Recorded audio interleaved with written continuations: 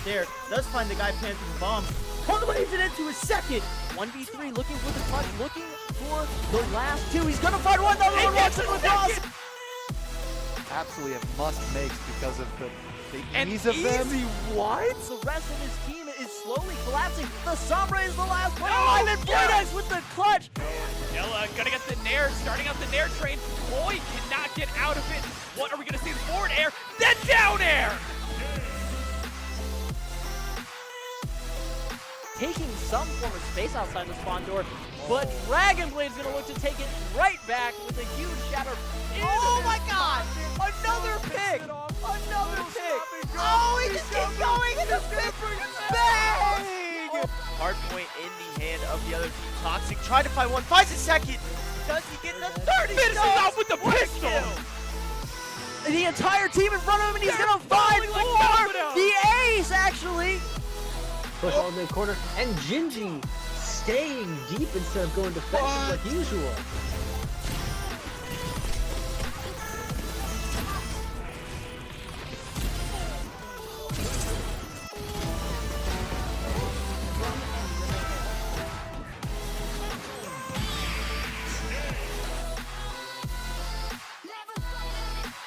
Oh my god, King Kong probably with a 4-piece!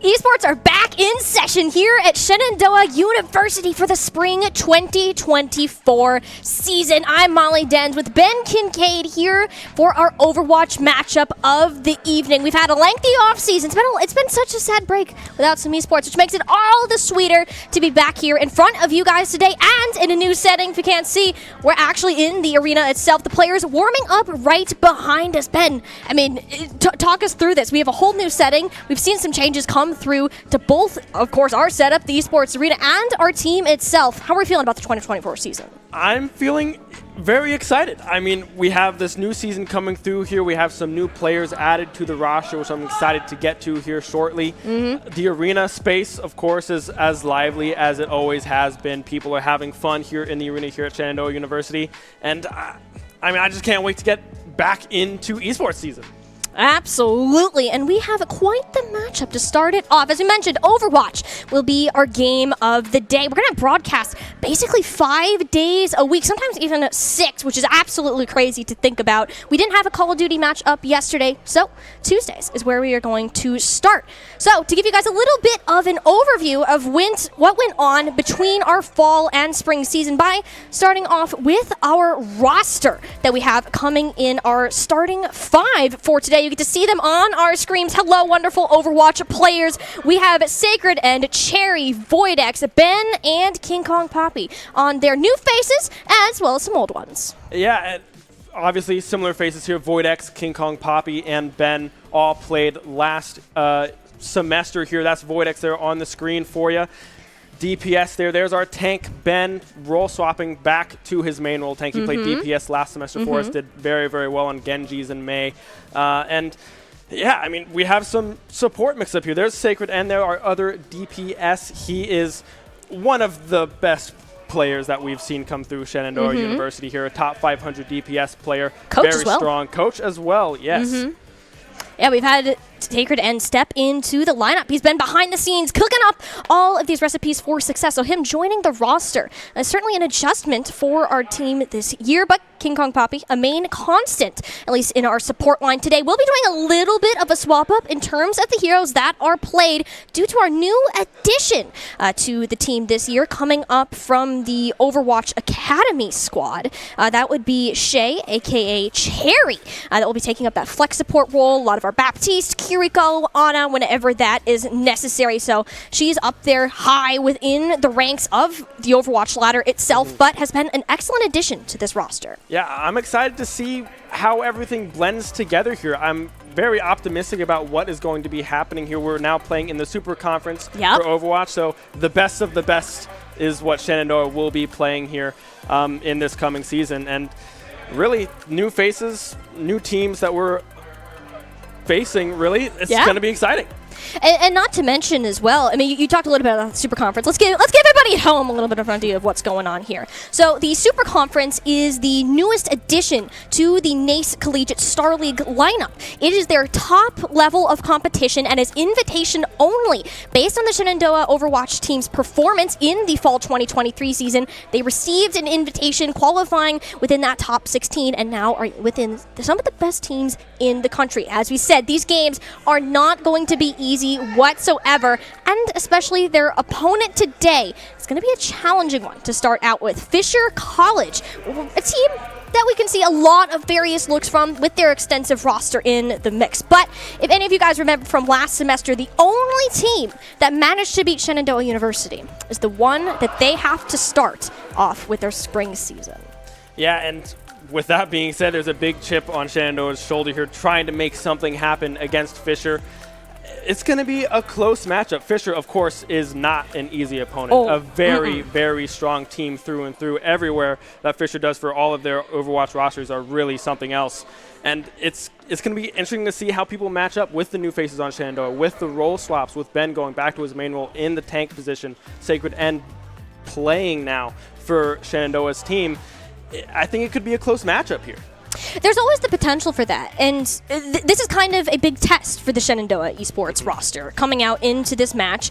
The morale might not be the highest. I mean, you're seeing this team is like, all right, this is the one that took us down before, but this also kind of fuels the fire for that revenge game to come on in, you know? So having these additions, you know, you have the opportunity to change up the look, not only of your players, but the heroes that have been played. And this is where I want to kind of take a moment to highlight Ben, who has swapped from the DPS role over to the tank. So while he was on DPS last season, gave us an excellent showcase of heroes like Mei and Genji. Now being on the tank, we have a lot of options to work with. His Reinhardt is excellent up there of our former tank Dragonblade X, as well as the Ramontra Junker Queen Winston. You can name any tank, this guy will find the time to master it and play it out to the highest level. And of course, with any role swap as big as this one, it comes a lot of change into the communication, which is where a player coach such as Sacred End can really come in handy. Yeah, it's going to be interesting seeing Ben step into his main role here. As you said, he can play just about everything to a very high level. It's going to be interesting to see if the playstyle changes at all, if they're going to stick with what they did last semester with their Reinhardt comps that they were very, very known for and really was their bread and butter last semester, getting them very, very far within their competition, or if they're going to change stuff up. You mentioned the Junker Queen. You mentioned Ramontra. Will that come out? We have no idea. And really, it's kind of just up in the air with this new roster. It's going to be interesting to see where pieces kind of start to fall into place. Yep, new roster, new meta nonetheless. And I think that's honestly where one of our interesting points lie today. Because of the absence of Tier 1 competition in Overwatch within the recent months, it's the meta, who's been good, who's not so good, it's been up in the air. And a lot of times when we have these in-between phases of our hero compositions, right, a lot of teams will fall back onto these brawl styles. Now, we've seen a couple adaptations to that with the addition of Ramontra and Junker Queen to the tank lineup as of the start of Overwatch 2. They've been kind of taking over for the Reinhardt. But if we know Shenandoah Overwatch, Ben, let's be honest to ourselves. The Reinhardt is the savior, the good old rectangle man to show up, block for your team, and you move on. It's as simple as that. Is Shenandoah's strongest composition. Many teams called them a one-trick, and let me tell you, they are not a one-trick. They're just so good at one thing, nobody has forced them to swap it up so far, and I wouldn't be surprised if we get some echoes of that today. Yeah, that's kind of what I expect going into this, knowing what happened last semester. I expect kind of Reinhardt to be the first option, and if Fisher has to force them off of that, if they are looking good on the Reinhardt, Fisher needs to try to adjust and see, okay, this is what they did last season. Can we find a way around it like they did last season?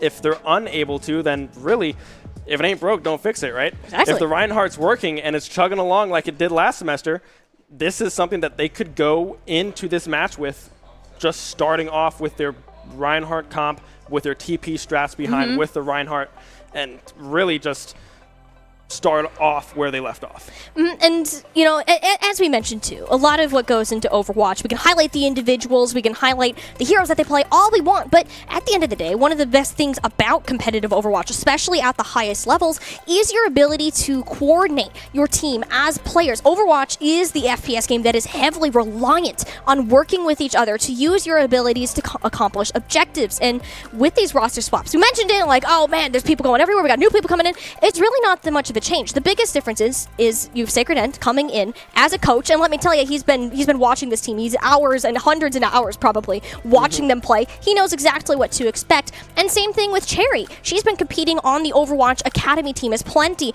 of experience within this environment herself to bring a lot of valuable assets to the table when it comes to this game specifically. But I do want to bring this up a little bit too. I want to talk about Fisher just so we can have an idea of what we're talking about today. Likely going to be on this Junker Queen Ramaja comp. If we see anything else, I will be a little bit surprised from them. Avani, their tank player, is an absolute god when it comes to the Junker Queen, which might pose a very big challenge to a Reinhardt. If that Junker Queen is constantly getting those good old Carnage axe swings off on you, you're going to be in a heap of hurt. But if Ben and the rest of Shenandoah Overwatch are able to use their cooldowns carefully, it's something that's very it's very counterable in that manner. But they're going to have to be on their heels, prepared for everything. This is not only a new look for us onto Shenandoah Overwatch, but for everybody. Fisher doesn't know what's going to happen. Shenandoah doesn't know what Fisher is going to play. Week 1, day 1, everything's up in the air. Yeah, I like what you said there about the communication and the synergy within teams. They've played together for a very long time, so I don't know really if synergy will be a problem coming into this match and starting off in this season. They know each other very well. They're friends. They're buddies. They're sitting behind us doing fist bumps and having fun, right? So as always, they know what everyone's play style really is and how connected they can be as a unit. It's really just don't get frazzled, right? You can see Ben there in the middle laughing, having some fun. And it's really just don't get in your own head, right? Yeah. Play your game, trust your teammates as they did last semester, and see if they can run the gauntlet again.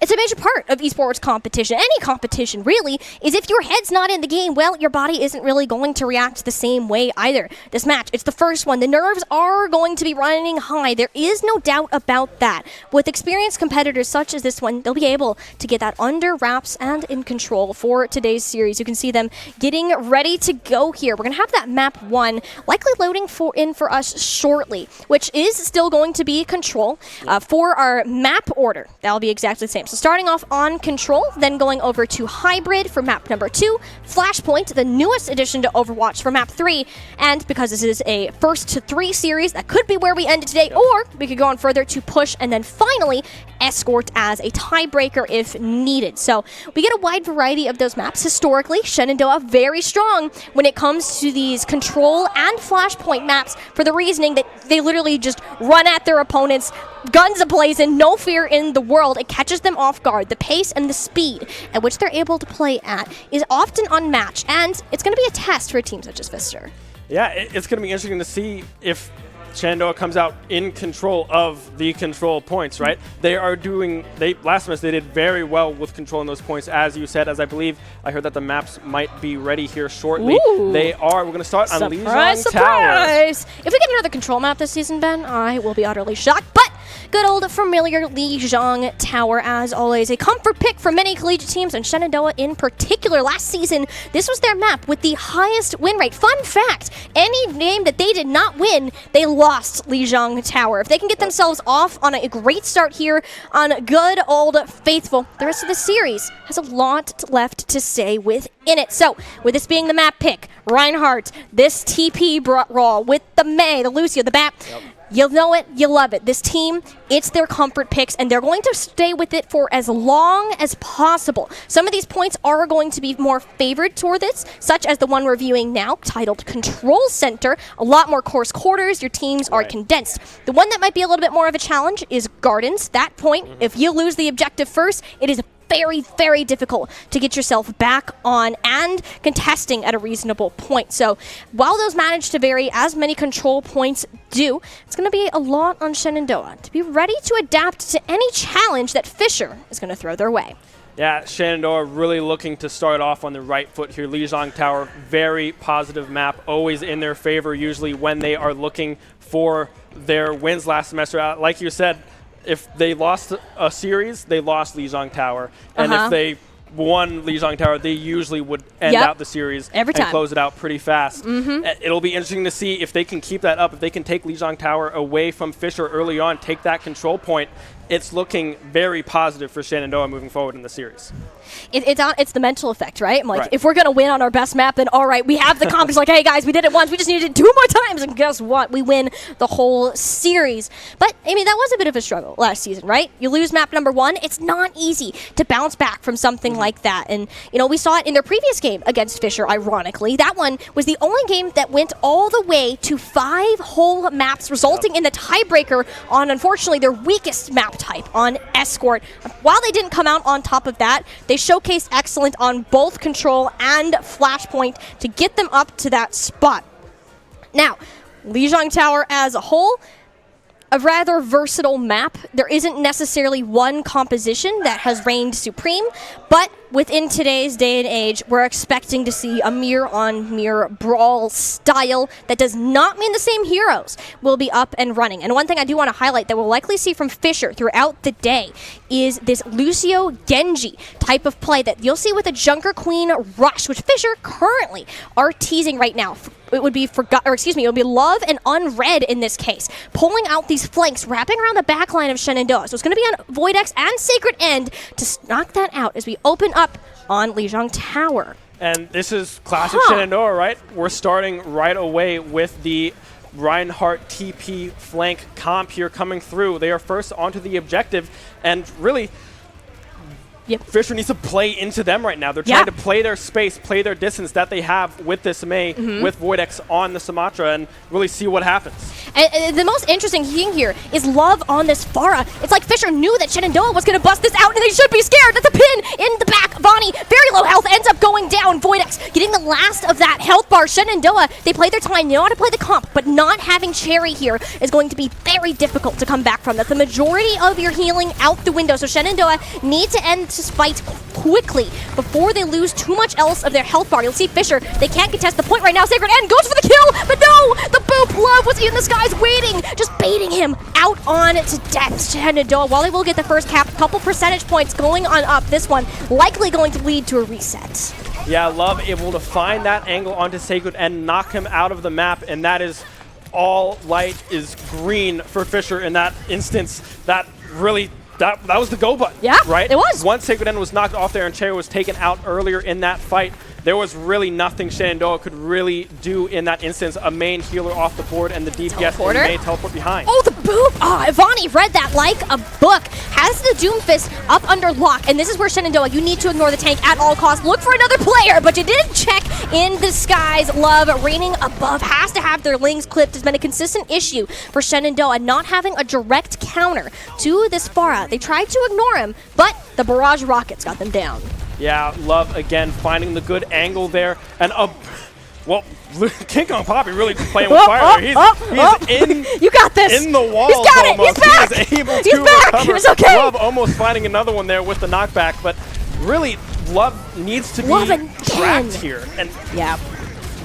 And this is the hardest part, right, is Shenandoah, you're running this brawl comp with the expectation of you need to get to point, you need to play close. But what can you do when every single player on Fisher College is playing some of the most mobile heroes in the entire game of Overwatch? Shenandoah are having a difficult time escaping the spawn as a result. But they're being confident. They're sticking on the heroes they have, right? Because look at those ultimate percentages. You have nearly 5 coming up on the board. Fisher are going to be close to it themselves, but something has to happen. Get the ball rolling. Sound barrier out King Kong Poppy, allowing the team to rotate onto the objective. Now it's on Fisher to try and contest this one out. There's a couple players in the back, but it's forgotten. Slicing and dicing through the Hornets roster. Managed to pick up 4 throughout all of that. A star Genji player. Nonetheless, Shenandoah will have one more attempt at this objective. Yeah, the Dragon Blade coming in huge. They're able to take out 2 members of Shenandoah University the barrage.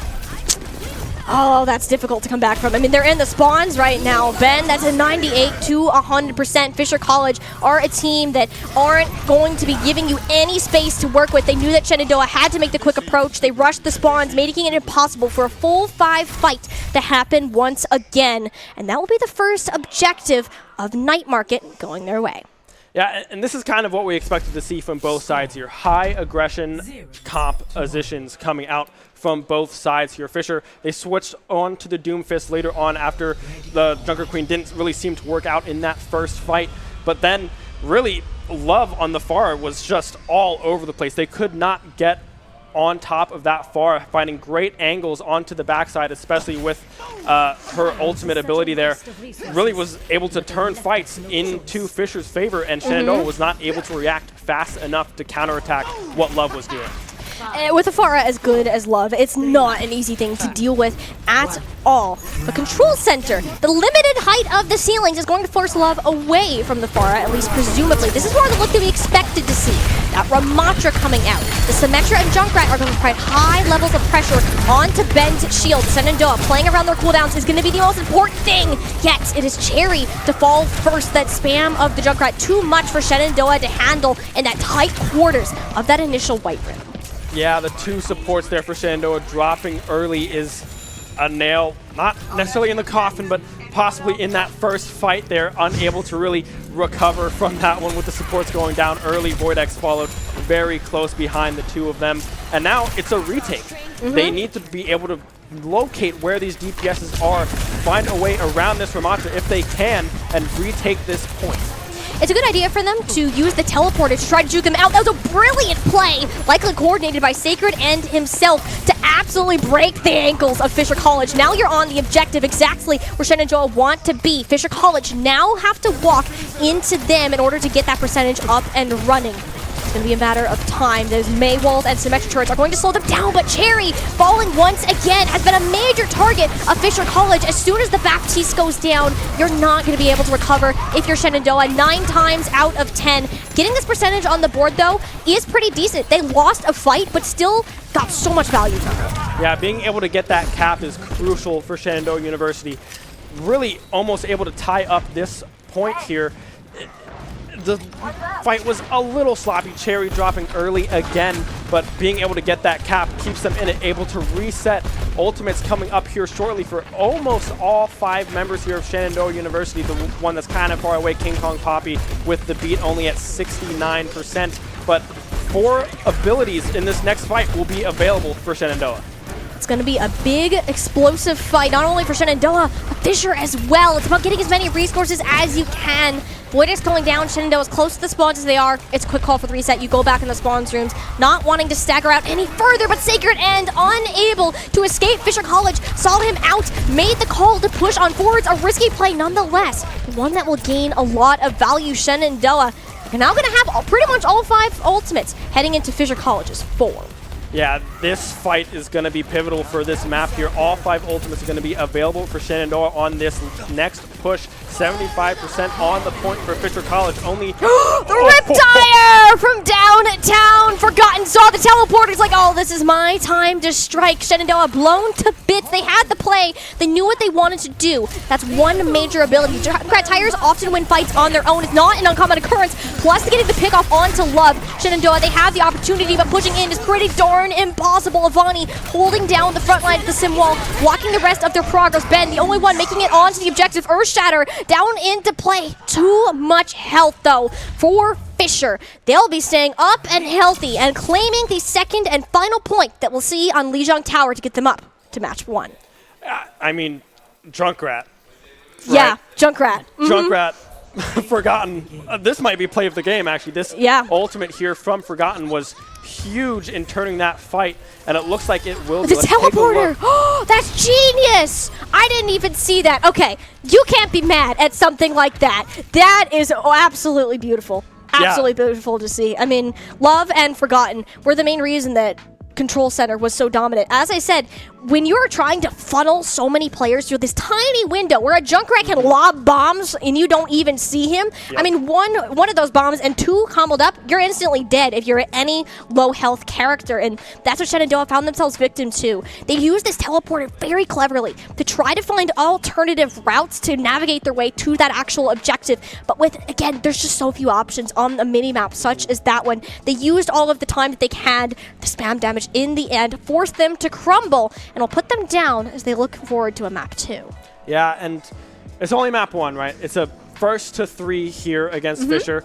First map not going the way you liked it. That last fight, they weren't able to use all of the tools at their disposal, really just getting picked off there by Fisher. And a great play by Forgotten there with the Junkrat ultimate coming in from behind with the teleporter. But just regain.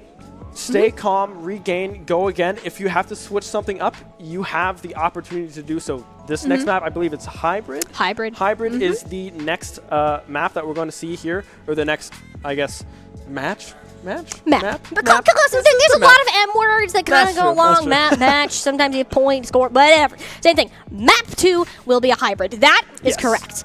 But for our hybrid map, I do want to point this out. When we were looking at what Fisher were playing, the Junkrat, the Pharah, those were 2 of the main issues that they were having against on Lijiang Tower. And if we see a Junkrat or Pharah on any one of these other maps, I will be utterly shocked. I mean, I will quit my job. There should be no reason for Fisher to continue playing either of those heroes moving ahead in today's series. So Shenandoah, we're playing against a composition that likely they didn't have to practice against previously because it was so strange. Fisher had just these little oddballs thrown on in. The adjustments couldn't really be made. Shenandoah are a team that are known for persevering through a time even when it's very difficult to get your own composition working. They know what is best for them, even if sometimes it can come to their detriment. I'm looking to see on this next hybrid map, we're likely going to see King's Row, to continue up with that brawl style, right? There were a lot of highlight moments that we can take away from that. The maneuverability, the teleporters, genius. The way they used the speed was really well. King Kong Poppy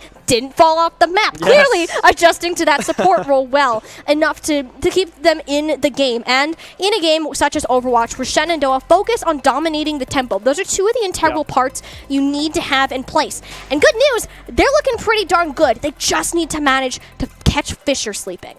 Yeah, the element of surprise, right? Those teleports behind, finding some cheeky angles that maybe Fisher isn't aware of, or maybe just not used to going up against. That's interesting. I'm here for it. I'm here for it, all right? I'm here for it. When we see hybrid maps in Collegiate, you think King's Row, Scrim's Row. Are there any other hybrid maps? I don't think so. Let me tell you, Paraiso does exist. But there's very few teams that end up picking it. And I think this is actually a strategy of Shenandoah, because this map is often regarded as people's least favorite map to play in the entire game, because of these high grounds you can play on. There's so many different spots you can just kind of perch yourselves on, these colorful little buildings, and unless you're contesting these spots, it's game over. You're done. Shenandoah picked this because there's not a lot of teams that end up practicing it. If they pick King's Row, not only are you it's like, sure, pick a map that I'm good at, but Fisher's also going to be really good at that map. They pick Paraiso with the intentions of being like, hey, this is something new. You're going to have to change your play style to adjust. And maybe this is something that Shenandoah worked on in the past. Maybe it's not fully like, I'm going to be uncomfortable to make you uncomfortable as well. It could be, I kind of know what I'm doing. Exactly. And we might not think you do know what, well, they do know what they're doing, of course, but if they're familiar with the map as well as Shenandoah might be through practices, it's going to be interesting to see if they switch up compositions possibly, if they're going to stick with the Reinhardt, or if they're going to switch to something a little bit different. And that's kind of be the genuine question to come out with today. We won't comment on anything yet until that timer ticks down. So Shenandoah will be on the attack first. Fisher on the defense, as you'll see highlighted in blue. Now, if my eyes serve me correctly, there's a big old pork man on the field. I can't anticipate Shenandoah knowing this is happening, because Roadhog is one of those heroes. It's just like, he's been there, right? Like, he throws a hook, it bursts you down, that's cool. But he's seen so many changes as of late, and ones that teams can find unfavorable. My guess is they're anticipating this Reinhardt to continue to come out and have a way to counteract this. But Shenandoah are changing the game.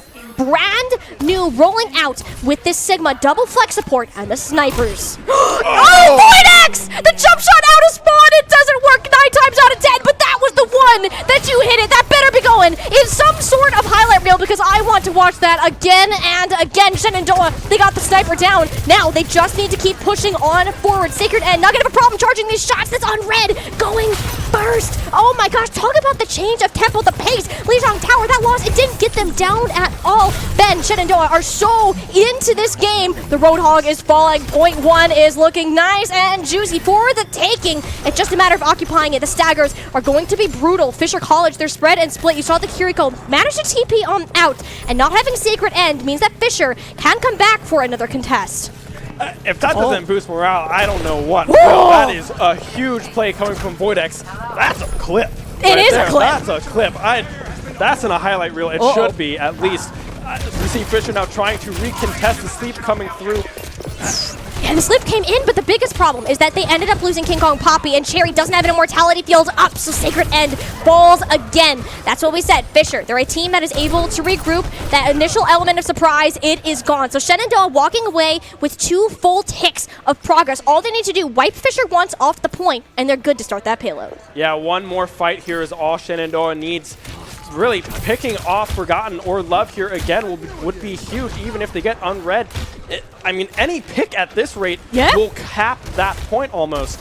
And this is kind of what they're looking to do. Ben is here on the Sigma playing out of his mind right now, very far aggressive, and the heals are there for him. He's not dying. No, he's not going to die. Cherry and King Kong Poppy are playing very well alongside Ben. One of his better heroes is this Sigma, the good old Space Grandpa coming on out. It is difficult to contest against these snipers. It's 1 shot, 1 kill. Voidex got one of his own to counteract it, but Shenandoah are fighting a 3v4 battle about to become a 2v4 unless Ben can stay on his feet, which he managed to do with 32 HP to spare. About half the time bank on the clock. There is still an option for Shenandoah to regroup, and that pick onto Unread opens a door. Yeah, that pick there onto Unread is huge. Voidex is able to find that, but he drops in response. It is a 4v4. King Kong Poppy, however, will drop. Love finding a good angle there onto the back line, taking out that support, really almost halting Shenandoah's push for this third tick. And here's the thing, Shenandoah are trying to fight into a composition that is so chaotic in its own right, with ultimates being popped from Love, for example. It's great, Shenandoah, I mean, look at this. They're finding eliminations. It's an incredibly scrappy, just back and forth ping-pong style of a game. So that's not easy to push up in. When you're down to your teammates, you need to learn how to adapt to that. And now this is where Shenandoah are more confident. That good old boulder sending Skier to an early grave. Now they can continue the contention on this objective. Avani being one of 2 players remaining up in this small room, both of which have an ultimate. Do they decide to use them? They're not even going to get a chance to. We will see Captain Sun go off, but find absolutely no value whatsoever. Shenandoah cleared in house as the payload is on the move. Yeah, the payload is out now, able to get a few good picks there in that fight to really push forward. Not a lot of contests coming through from Fisher there. Of course, Ilari's trying to make something happen, but when you're Ilari by yourself and there's 5 members of Shenandoah on top of you, there's not much you can really do. Yeah, no. Ilari is a DPS-ish support that can output an insane amount of damage, but Unread has actually been getting checked by Shenandoah quite a bit and has allowed them to get a decent amount of progress. But as I talked about before we entered this game of Paradiso, you need to contest these high grounds. That's what Shenandoah are doing. They got Forgotten earlier on in this engagement. The Widowmaker has to be the next target. The longer she is away, the more space she can hold. But Sacred End turns his sights to these supports. You take out the ones keeping them alive. Surely they should fall just as easily. Truly a treat to see these players back up on the map, taking advantage of Fisher's incredibly split style of play. They're even committing the Kitsune Rush to an attempt to keep Avani on his feet, which while it's working temporarily, how long will that last? Fisher College have slowly been gaining players back as the time has gone on. Shenandoah haven't closed it out, but if Sacred End keeps hitting shots like that, oh my gosh, we could be seeing a speed run. I mean, Sacred End here has been unreal, finding Forgotten, finding Love, taking out the 2 DPSs. Cherry will fall in the meantime, but the push doesn't really go anywhere. With the 2 DPSs going down, there were trades coming elsewhere across the map, unable to do anything. But here's the thing, though, is Shenandoah, notice how split Fisher are playing right now. You have Avani at solo holding down the front line. You're not going to have a Tracer or a Widowmaker next to you. So you focus on the Roadhog or small other aspects where you're getting these picks off courtesy of Sacred End and VODX. So when Fisher College are trying to push up, they're even more of a challenge. Cherry now picking up good old Grandma Anna to provide some extra pressure onto Avani, who currently is put into a pork pancake. The payload on its last and final stretch. Sacred End holding on to the overclock should it be needed. There's not much that Fisher College can really pull out if they decide to contest. Look at them corralled in the backline right now. They need to find a way to get to the payload. Ben is solo pushing it on his own, and that's perfectly fine. The players might be gone, but the point is capped. Yeah, Ben getting that cap there is huge. Ultimates were popped across the board there for Fisher. Solari doing work.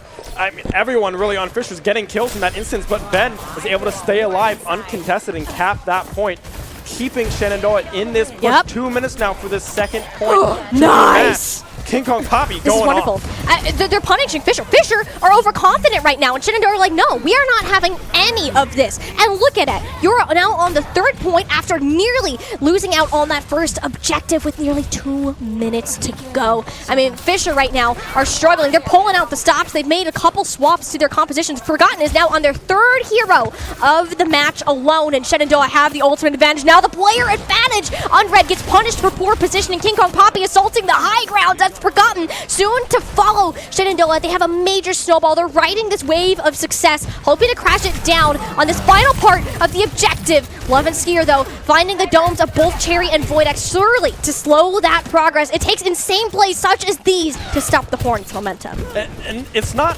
sure they go down, right, in this fight, but look at the ultimates available. 3 ultimates available right now, and almost 80% on both Ben and VODX. VODX barely surviving with his life there. And really, this next fight, they should feasibly have 5 ultimates available and a hook coming through. Yep.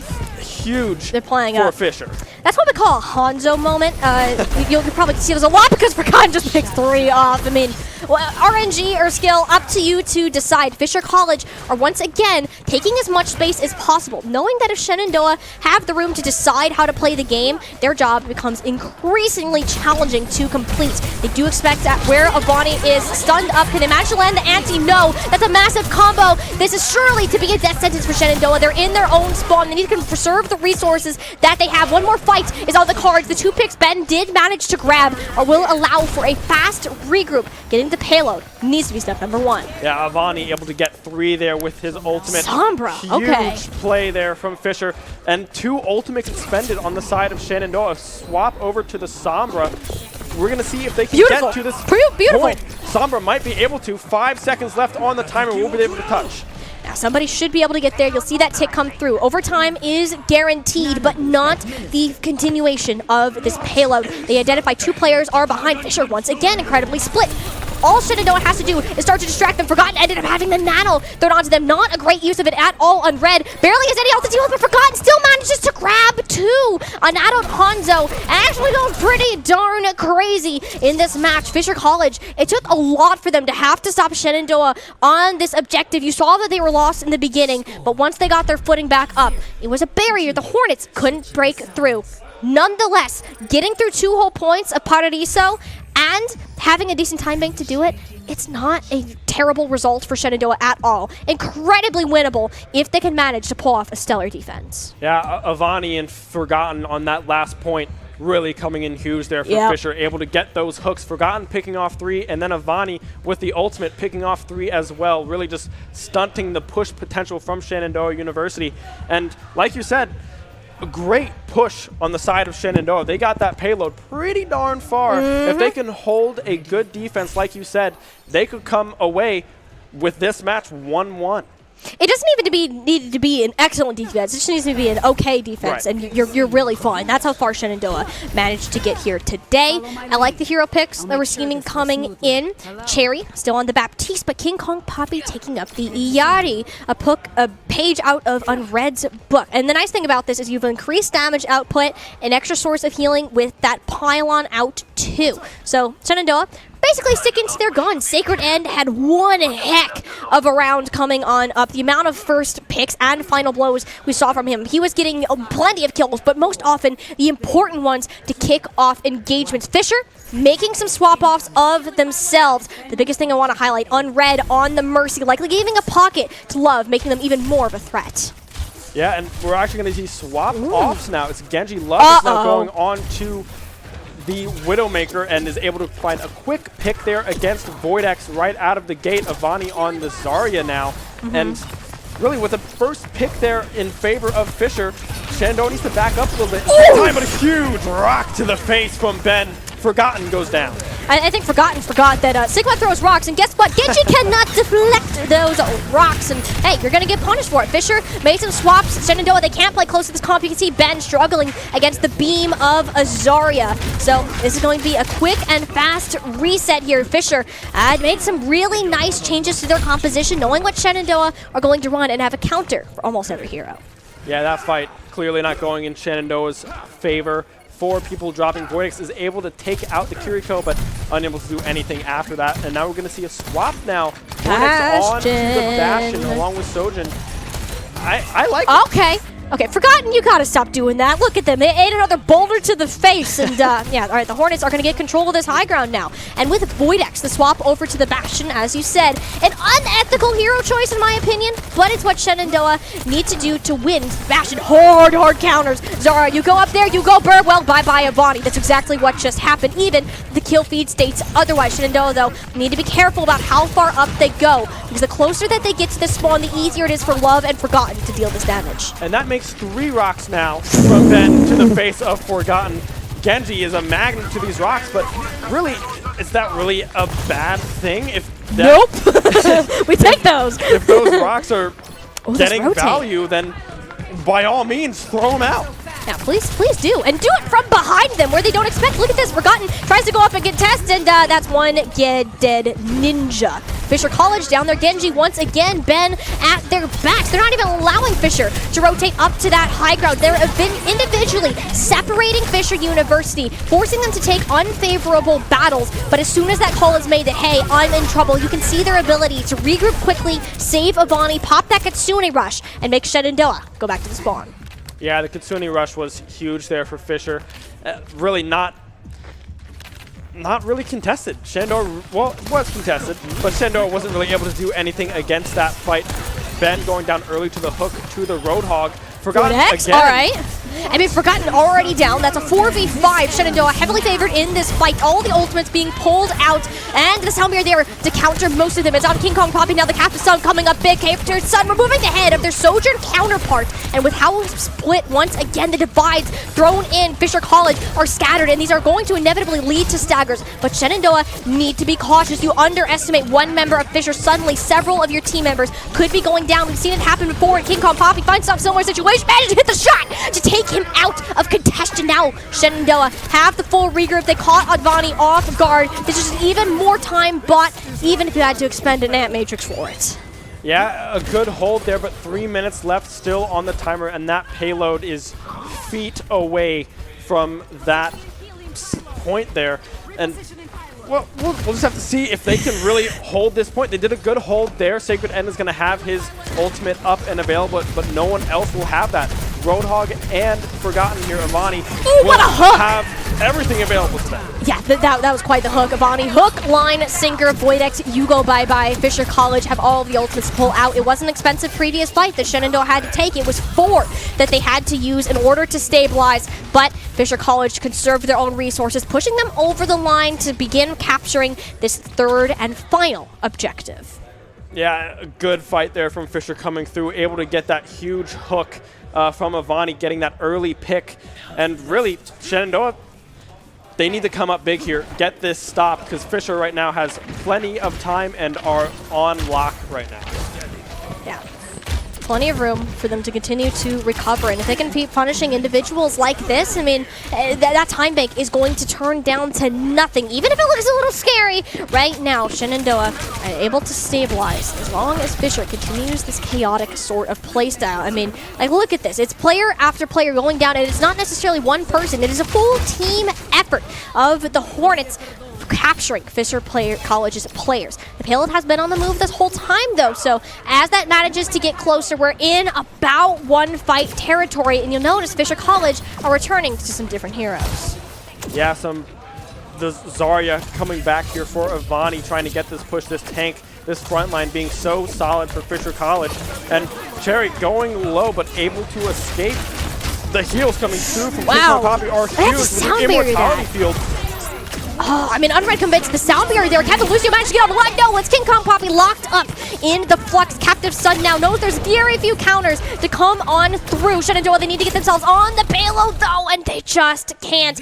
Too much happened too quickly, and they were overwhelmed at the end of the day. Ben, this was quite the change of pace from what we saw in map number 1. Shenandoah gave us a new look, made this map much closer than what we may have anticipated based on Lijiang Tower. Yeah, I mean, Shenandoah's change-ups there were very positive. They looked very close there with Fisher, just unable to get to that last point, to get that touch, to really try to hold that last push. Fisher just switching back to some familiar faces on the Zarya, really just powering through the front line of Shenandoah there. As much as I love good old Space Grandpa, the Zarya just, you walk right through him. She's got a laser. It's really heavy, and it hurts. It really does hurt. And it's when Fisher, you can notice that they're like, okay, we really need to pull out these hard counters for these moments. They're very familiar with how these maps end up playing out and can rotate their compositions based on that current objective.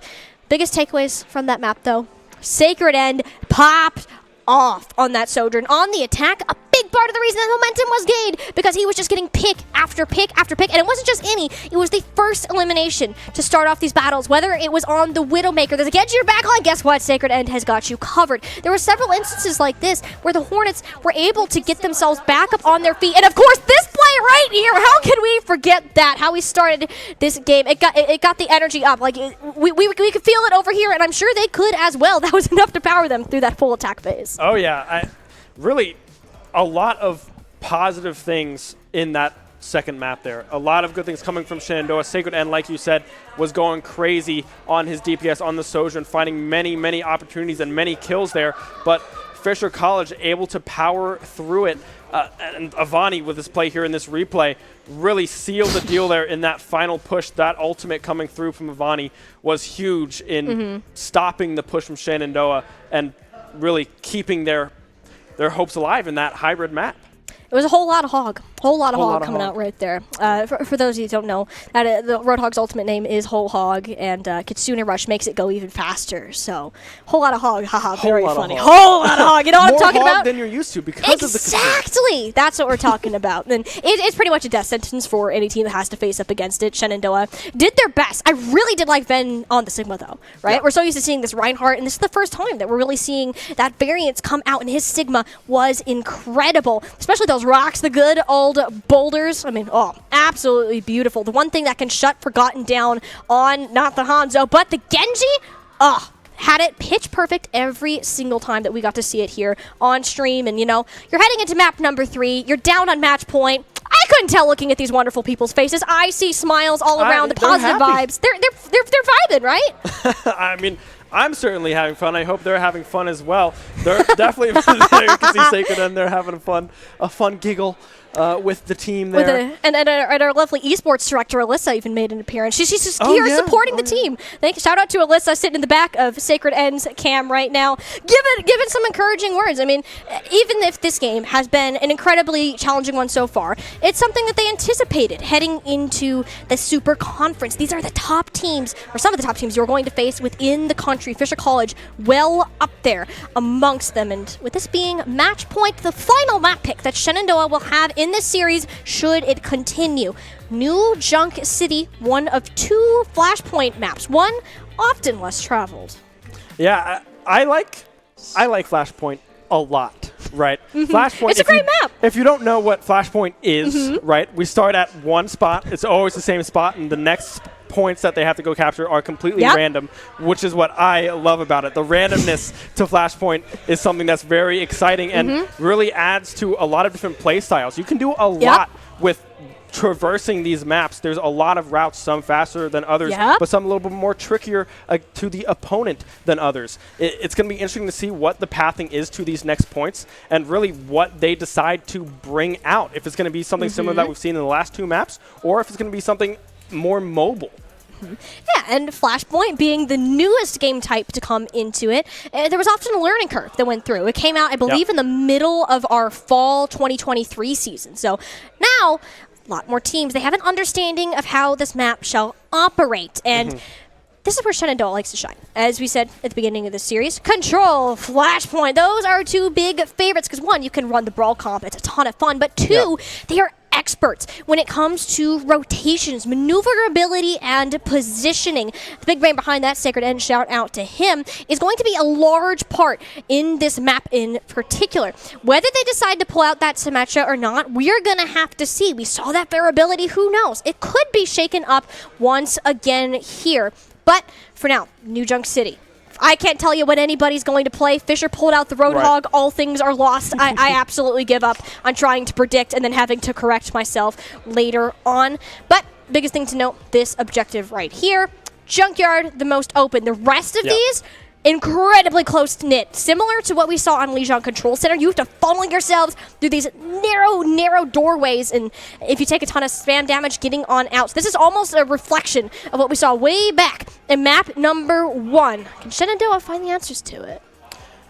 We will have to wait and see, right? I mean, I'd expect to see kind of the similar kind of brawl kind of style that Shenandoah usually plays for. And I like what you mentioned on the points here. That's the most open point, but other points are kind of closed in. All the points look different, which can allude to possible swaps in the middle of the map. Different comps can do better on different points for sure. And we'll just have to see if either team really adjusts to that, or they're like, okay, this is what's working. We're going to keep with it and just keep rolling through these Flashpoint maps until something goes wrong.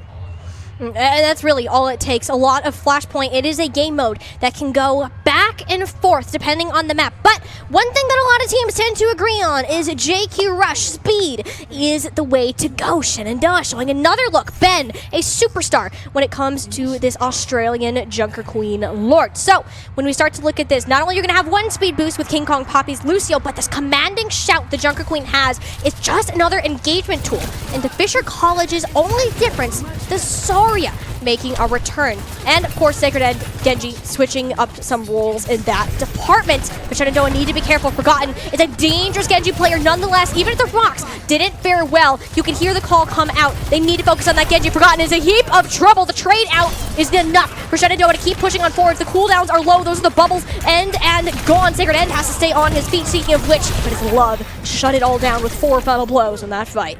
Yeah, they are able to get on top of Forgotten. The Genji will drop, but Love is unscathed, untouched, able to run through Shenandoah's advance there. They got the pick they were looking for, but they weren't able to transition that into anything else. They were just a little too scattered, perhaps, or maybe just a little bit too tunneled on to that Genji, and were unable to transition it to anything else. And with that, Fisher is playing very aggressive on to Shenandoah's spawn. And this is the thing here, right, is that Ben made the swap over to the Zarya, which is a perfect one to end up making here. Junker Queen does not play well into Zarya, so with that change, they'll be able to get these pickoffs in their spawn. They get staggered a little bit. Ben not being there will be a blow, just because you need that tank in your front lines to move on up. The rest of the players can slowly start sneaking their way on forwards. Fisher, they don't exactly have a full 5 stack on either. The test of the day, the ultimates, Cherry, Kitsune Rush, and smeared by Skier on the other end. When are they going to be topped? I want to see them sooner rather than later. Cherry and Skier laying them on top of each other. The thing with the actual Cherry on top, the overclock from Love. That's taking out VOD Sacred End. Isn't going to last much longer. The Sojourn player of Fisher is proving to be a real thorn in the side. Yeah, Love is able to stunt that push from Shenandoah University. The Kitsune is huge onto Cherry, but yeah, really unable to do anything with it. able to do anything into it, and unfortunately that will be the first point that is capped on Yep. over. So Fisher will have 1. They will need 2 more in order to close it out. Shenandoah will need 3. So as we get to rotate, it appears a Refinery is the next objective. This is one of those that is incredibly tight-knit. The Graviton Surge locking them up into place. Sound Barrier keeping them all alive. Plan B and C is there. Now they just need to get the eliminations off the back. Sacred End dashing and slicing, looking for a player. Forgotten had just enough health to live on through. Now it's his turn to strike. Dragon Blade of his own through the backline manages to grab just a Void X before the trade on out. Shenandoah still very much in this battle. Graviton Surge have been there if it is so needed, but for now they appear to be waiting for Fisher College as they've gained the first cap. Shenandoah really just all over the place there. Being able to survive the Zarya ultimate was huge for them, and now they're on the aggressive. The ultimate of their own will come through, but Beautiful. Unread is already down. That's a huge pick there. However, Sacred End will fall in response. King Kong Poppy will be able to chase down the Yavani and really win that fight solely off of the back of Ben's Zarya ultimate there. Graviton Surge did exactly what it needed to do. Held 1 in place. You confirmed elimination. Players were low. You didn't have the cooldowns. Perfect. You take Fisher College out from there. And the nice thing about it, they only use the 1 ultimate. Look what else they still have to expend. Yeah, they have a lot of tools at their disposal. Void X's ultimate up and ready to go. Cherry almost has the Kitsune Rush again. 91% on that one. And really, on the side of Fisher, all they have is a Kitsune Rush. Nothing Void really. X!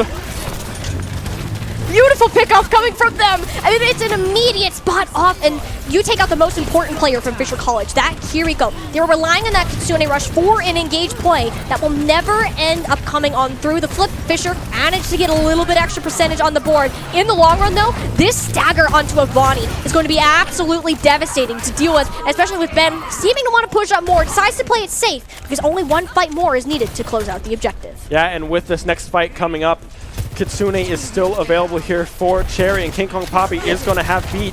And really, I don't see them really losing this fight. The Kitsune is going to be popped. Let's see what Shenandoah can do. They're taking the initiative, Ben. This is what they do. Shenandoah controls the pace. They're driving the bus, shoving Fisher in the trunk, holding on for the best ride. And yeah, the Hornets, they're going to close it out. All they need is that Kitsune Rush. Love is still a threat, popping out this overclock. Oh, it's a terrifying thing to look out. Sound Barrier helping them push up a little bit further. Ben, you can see him lurking through all of these objectives. Even the Graviton Surge ended up coming out. Vonnie finds 0 value out of that. Thing is going right for Shenandoah University. Several ultimates expended and very few resources. This is the Hornets in their prime condition.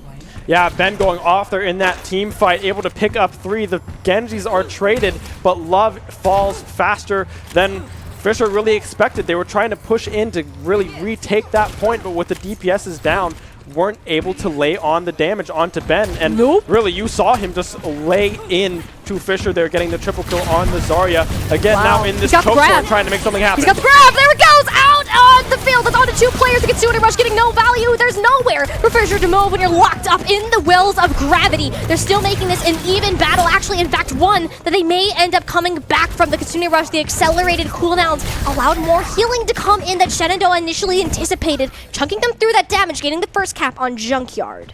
Yeah, Kitsune Rush coming in huge there for Fisher College, able to recover that team fight. Like you said, the cooldown reduction sped up, really able to regain and recontest Shenandoah in that push. A huge ultimate from Ben, but unable to do anything off of it.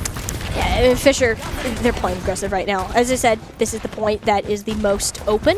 You have these long sight lines to deal with. Forgotten, taking advantage of that. A Widowmaker, not a hero we traditionally see out on the likes of New Junk City, yet is the one that they can take advantage of. What is that? Love goes into the spawn. All right, you take that. Shenandoah, they're up 1 confidence as it turns to Forgotten on a sliver of HP. Will they be able to make it out alive for the time being? Sure, but the pressure is on. The bubbles coming on out. Wonderful headshot. Oh, the flick to the dome. Nothing you can do for Shenandoah to outrun that one. They couldn't pull any other of those stops out. King Kong Poppy playing on top of this dome, trying to stay alive with the Zarya, having them locked in their sight. They need to stay on up. Graviton Surge from the other end. Fisher College are pulling everything into this battle. No kid can close out Junkyard here, and they'll put themselves up to game point.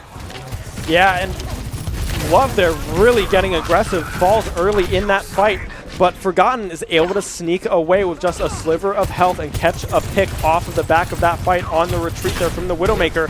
And really, Vortex! that was able to turn the fight. Vortex goes down to Avani. Zarya finding the shots, finding the lobs, able to connect onto Vortex. And really, down 2-1. It's not insurmountable odds here for Shenandoah, but they have to make something happen. They have 3 ultimates available, and really, they just need to find the perfect time to use them.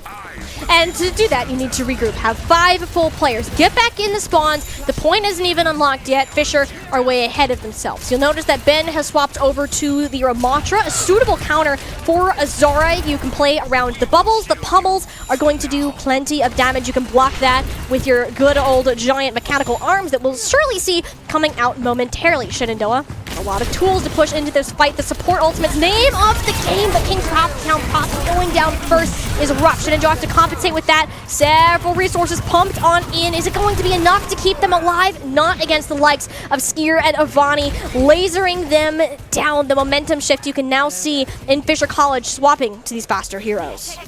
Yeah, and really, it looked promising there for Shenandoah at the start. The Kiriko rush coming in, the Kitsune rush, excuse me, coming in clutch from the Kiriko. Cherry finding a good angle, but really just not able to do anything off of it. And I like the swap here. Ben on the Ramatra is a good pick, but with the ultimates getting popped, they just weren't able to do anything with it. King Kong Popper goes down early. Oh my god. I mean, what can you do about that? Forgotten might be in some fascinating positioning, but if they manage to get 1 or 2 players every single time before they go down, I mean, Shenandoah are taking fights they just can't win. 95% and counting. Ben will have the final say for Shenandoah University, one that doesn't last long. Love shutting down any of those hopes. That point is capped, a 3-0, going the direction of Fisher to end the first match of the NACE Super League. Yeah, Fisher really just playing out of their mind there in that last map on the Flashpoint, able to find fast rotations, and Love and Forgotten just unreal on their on their character picks today. Yeah, Love and Forgotten are a DPS duo to be reckoned with. Every single player on the squad of Fisher is ranked within the top 500 players in the country, or actually, well, North America as a whole, which is absolutely crazy to have to say. Shenandoah, they didn't look bad out there. I want to make that very clear. They got off to a bit of a rocky start, perhaps on Lijiang Tower. Once we saw these newer looks come in, the Sigma poke comp, some adjustments over to the Zarya to meet some of these mirrors, and a lot of the similar DPS and support heroes we've been seeing within the more traditional meta. I mean, this is a new type of Shenandoah. This is one that is flexible, that has all of these other options and tools that they can now pull out of the box whenever they're needed the most. Fisher is just one of those teams that has this incredible long experience, not only within collegiate Overwatch, but also some of the upper tier 2 scenes that we end up seeing. It was a valiant effort nonetheless, and we have a lot more to look forward to throughout the season. Yeah, Shenandoah, not a bad look at all. New faces, of course, added to the roster. A great first start against Fisher there. Really, it's a 3-0, but it didn't really seem like a 3-0 in those last 2 maps. Very close, especially on Flashpoint. Back and forth, constantly finding good fights, finding good flanks, and really the communication, the cohesiveness that they were able to use moving into these Flashpoint points and kind of shifting around the map as a fluid unit was something very promising to see from the squad. Exactly, and that's what we need to look at, right? Is that there are a lot of super bright, shining moments that we need to look at from today and take on, build on them, make them happen more often, and carry that on further to make on some of these more winnable games and make them incredibly close, like we saw with on Fisher at certain objectives today. So, I mean, Shenandoah Overwatch, they're picking up where they left on off, maybe a few new looks amongst the list, but they are here to play, they are here to dominate, and continue making that progress on forward. And who better to speak to that than the player coach, Sacred End himself. We have an interview coming up with you in just a moment, so we'll be right back. Don't go anywhere, we still got more to come. Much longer, the Sojourn player of Fisher is proving to be a real thorn in the side. Yeah, Love is able to stunt that push from Shenandoah University. The Kitsune is huge. Your ultimate was huge for them, and now they're on the aggressive. The ultimate of their own will come through, but beautiful.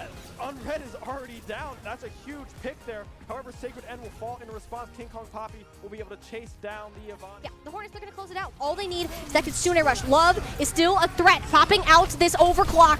Oh, it's a terrifying thing to look out. Sound barrier helping them push up a little bit further. Ben, you can see him lurking through all of these objectives. Even the Gravitown Surgeon coming out. Vonnie finds 0 value out of that. thing out. It's going right for Shenandoah University. He's got the grab. Trying to make something happen. He's got the grab. There it goes. Out on the field. That's on to 2 players. The Kitsune Rush getting no value. There's nowhere for Fisher to move when you're locked up in the wells of gravity to come in that Shenandoah initially anticipated, chunking them through that damage, getting the first cap on. Like you said, the cooldown reduction sped up, really able to regain and recontest Shenandoah in that push. Going the direction of Fisher to end the first match of the NACE Super. Last map on the Flashpoint, able to find fast rotations, and Love and Forgotten just unreal on their on their character picks today. Yeah, Love and Forgotten are a DPS duo to be reckoned with. Every single player.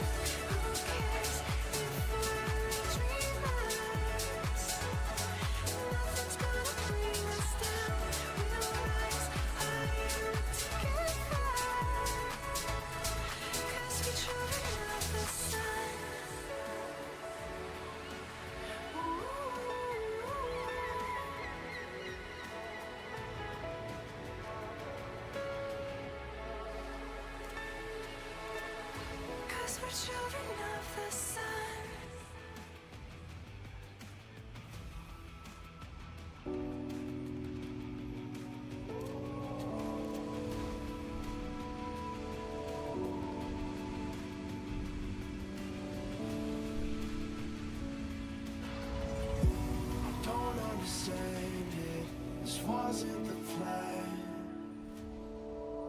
Don't wanna demand it. I've done what I can. And I never mentioned the times you ruined.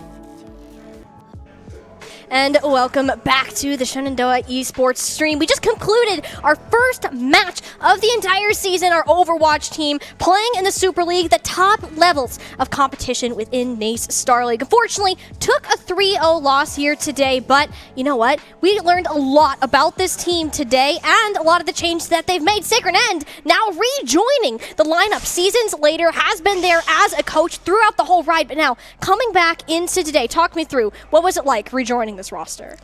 Felt pretty good. It didn't feel like I'd been gone for too long since I have been coaching the whole time, so I got to kind of see everyone's play styles and kind of fit right in pretty easily. But it is still a little bit of shaking off the rust since I haven't actually been competing for a while.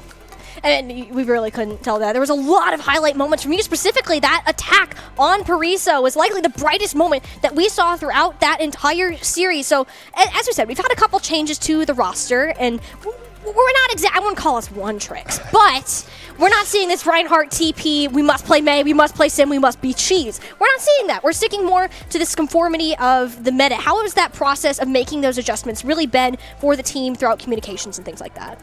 It's been a lot of work, but because of the roster changes, we're also playing into more of the starting roster's comfort picks as we were before. So previously, even staying on the kind of one set of heroes that we were on, that was a lot of the comfort picks of the team. So now, even though we are moving away from that, with the roster shakeup, we're now on the double flex support, the double hit scan people. So a lot of the people are much more comfortable on these more meta compositions. So it did take a while to kind of practice the nuance of how those comps work together. But as far as the heroes go, everyone's still pretty comfortable on the specific heroes they're on. Yeah, and you know, we can kind of see that throughout the flexible rotation. Like the most swaps that we saw today were out of Ben, who is taking over that tank position for our upcoming season. A lot of that flexibility. Can we expect a lot more of those swaps to be coming through? To move Oh on? yeah, definitely. He likes to swap a lot on tank. He's a much more counter-swappy tank than our old tank Dragonblade X, and he's a lot more comfortable, has a lot of time in ranked on just kind of playing whatever fits the situation. So he's very willing to, oh, that didn't quite work that fight, let's see what will work if we just swap to this tank and kind of just swap it up. Whereas before, it was, well, that didn't work, maybe we go left. Yeah. Hey, we saw a lot of that. We were talking. We were so impressed by your ability to maneuver throughout the map. So we shouted you out a lot because we know who was behind a lot of those plays. It's always a treat to be able to watch those move on. And of course, in the future games, you are going to have within the NACE Super League, which I want to take a moment to talk about, as this is, of course, the first induction of that Super League. Shenandoah University is to achieve an invitation. Woohoo! That's been awesome. But again, you're placing a lot more challenging opponents than you've been used to. Like with that pressure on your shoulders, has there really been a change in the dynamic of the team, knowing the challenges that lie ahead? I think the only real change is that in the previous seasons, we've been pretty focused on not losing the kind of easier games in the season. That way we can secure playoffs, where there was kind of 1 or 2 super challenging games, and we just have to make sure that the other games just go our way, and then we prepare for our really challenging games. But this season we have to take a different approach and more work on the mental of the team, because every single one of the games is going to be challenging. So if we get too down on ourselves for losses like this, where it was early in the season we still did pretty well, then it's going to be hard to come back from that when every game is as challenging as our hardest games were previous seasons. So it's been mostly working on the mental and playing opponents that might be a little bit ahead of our skill level in scrims, just to get used to that pace of play and not getting too frustrated with each other. And, you know, that's a great thing to bring up. A lot of people, when they first hear esports, they think, oh, you're practicing, like, your reflexes, you're practicing your reaction time, like, oh, I gotta practice this here, I gotta aim, I gotta be able to click and shoot. No, it goes a lot beyond that, right? And it's amazing that you're able to find that ability to work on that with your players and develop all of these strategies nonetheless. And it continues to be an impressive feat every time we see this roster on there largely, which you're responsible for planning. I do want to say, before we get ready to close it out, so you can go ahead, talk this match over with your squad. Do you have any final comments, shout-outs, anything you'd like to say to the people as the first game of our season? Just thank you for tuning in to watch, and I hope you guys continue to enjoy the Super Conference games. They are going to be a lot more challenging, but it should be super interesting, just like in traditional sports, where they bring the best teams together. All of these matches will be super high quality and just the best players that you can see. Well, there you go. You heard it here, folks. A lot to look forward to from the Shenandoah Esports roster coming on in. It's been a pleasure to interview you and somebody that is shorter than me. I can meet you at live level today. I've greatly enjoyed that experience, so thank you, Ethan, for that. I appreciate that. So, with that, that's going to wrap up our Overwatch broadcast for the evening. We still have plenty more to come, including tomorrow we have Call of Duty, and on Thursday we have Super Smash Bros. Go ahead, give the Shenandoah Esports channel a follow, and we'll go ahead and see you next time.